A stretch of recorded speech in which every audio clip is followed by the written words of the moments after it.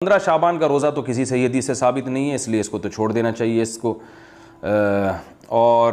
کیونکہ ضعیف حدیث سے بہرحال کسی عمل کا ثبوت نہیں ہوتا۔ 15 شعبان کے روزے کے بارے میں جو حدیث ہے وہ ضعیف ہے، تو اس سے عمل ثابت نہیں ہوتا، اور باقی کوئی مخصوص عبادت نہیں ہے۔ اور 15 شعبان میں بہت اختلاف ہے علماء کا کہ شعبان المعظم کا مہینہ وہ مہینہ ہے کہ جس میں نبی پاک صلی اللہ تعالیٰ علیہ وآلہ وسلم رمضان المبارک کے بعد سب سے زیادہ روزے رکھا کرتے تھے۔ بعض میں یہ ہے کہ آپ اکثر روزے یعنی شعبان کے اکثر دنوں کے روزے رکھتے تھے یعنی بکثرت، اور بعض میں یہ ہے کہ پورا شعبان ہی روزے رکھ لیا کرتے تھے۔ یہ مختلف روایات موجود ہیں۔ تو یوں شعبان المعظم کے مہینے کے اندر جو روزہ رکھنا ہے یہ تو احادیث صحیحہ سے ثابت ہے، نبی پاک صلی اللہ علیہ وسلم کا عمل اس میں ثابت ہے۔ اب رہا خاص 15 شعبان المعظم کا روزہ رکھنا، تو اس حوالے سے بھی ایک حدیث مبارکہ جو سنن ابن ماجہ کے اندر موجود ہے، اور اس میں باقاعدہ نبی پاک صلی اللہ تعالیٰ علیہ وآلہ وسلم نے 15 شعبان المعظم کے حوالے سے یہ ارشاد فرمایا کہ جب 15 شعبان کی رات آئے، جس کو ہم شب براءت کہتے ہیں، تو اس رات کے بارے میں فرمایا کہ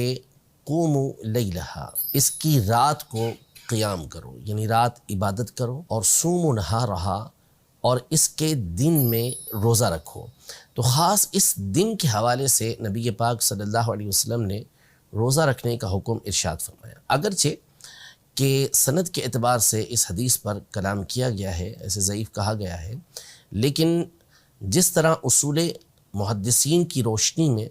اس حدیث کو ضعیف قرار دیا گیا ہے، یوں ہی محدثین کے اصول کی روشنی میں یہ بات بھی بالکل واضح ہے کہ فضائل اعمال کے اندر جہاں پر کسی عمل کی فضیلت آئی ہو، ترغیب دی گئی ہو، تو اس میں ضعیف حدیث پر عمل کرنا یہ بالکل جائز اور مستحب کام ہوتا ہے۔ تو نبی پاک صلی اللہ تعالیٰ علیہ وآلہ وسلم کی اس حدیث مبارکہ کی روشنی میں خاص 15 شعبان کا روزہ رکھنے کا حکم بھی ہوا، اور اس رات قیام کرنے کا یعنی عبادت کرنے کا بھی حکم ہوا، اور ویسے بھی دیگر احادیث طیبہ جو صحیح ستہ کے اندر موجود ہیں، صحیح حدیثیں ہیں،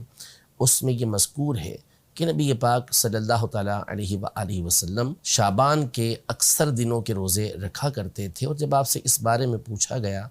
کہ آپ اس مہینے کے روزے خاص طور پہ کیوں رکھتے ہیں، تو آپ علیہ السلام نے ارشاد فرمایا کہ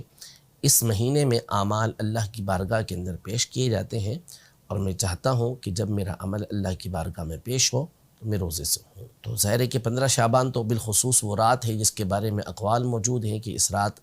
اللہ پاک کی بارگاہ میں اعمال پیش کیے جاتے ہیں، تو کیوں نہ یہ رات اللہ پاک کی عبادت میں گزاری جائے اور اس کا دن روزہ رکھتے ہوئے گزارا جائے۔